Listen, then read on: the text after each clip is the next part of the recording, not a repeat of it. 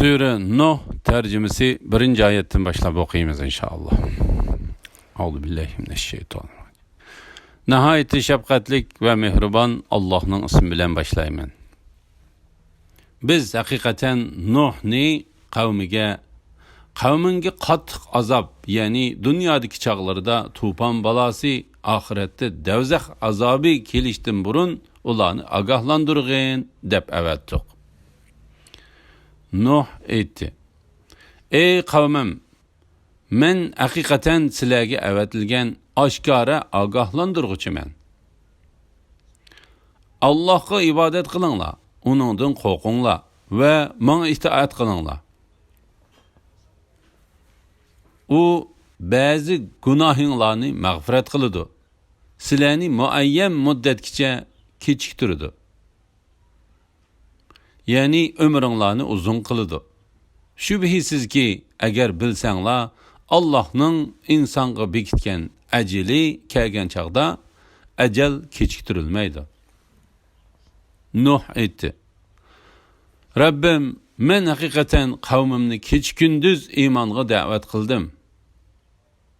Mening da'vatim ularni texmo qochirib etdi. Men ularni sening mag'firatingga erishsin deb har qachon da'vat qilsam, da'vatimni anglamaslik uchun barmoqlarini quloqlariga tiqib oldi.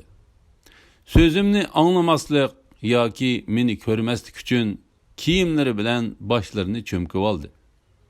Kufrida ching turdi. Cho'ngchilik qilib iymondan texmi bosh tortdi.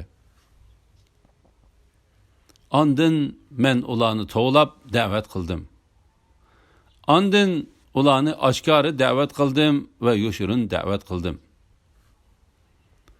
Ularga aytdim: Rabbinglardan mag'firat tilanglar. U haqiqatan mag'firat qilg'uchidir. U sizlarga mol yomg'ir yog'dirib berdi. Sizlarning mollaringlarni va o'g'illaringlarni ko'paytib berdi. Sizlarga bog'larni, o'stanglarni ato qildi. Nima uchun sizlar Allohning buyukligidan qo'rqmaysizlar? Halbuki Allah sizlarni bir qancha bosqichlarga bo'lib yaratdi. Sizlar ko'rmadinglarmikin?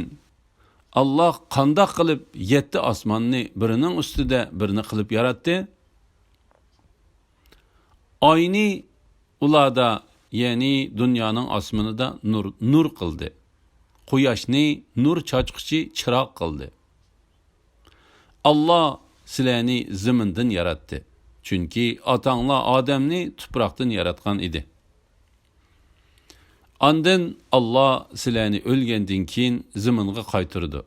Yani zaminda dafn qilinsizlar. Ondan sizlarni qiyomat kuni zamindan chiqirdi. Zaminda keng yo'llarda menishinglar uchun Allah sizlarga zaminni yeyib berdi. Nuh aytdi: Rabbim, ular haqiqatan menga osiylik qildi.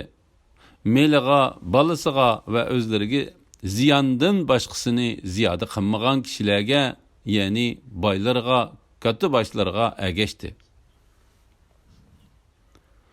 Ular, ya'ni katta boshlar menga chin bitmedi. Menga va menga ergashuvchilarga aziyat yetkazib, cho'ng hiyla tuzdi. Ular: ma'budlaringlarni hargiz tark etmanglar. Vedni, Suva'ni, Yag'usni, Ya'uqni ve Nasrni hargiz terk etmanglar dedi.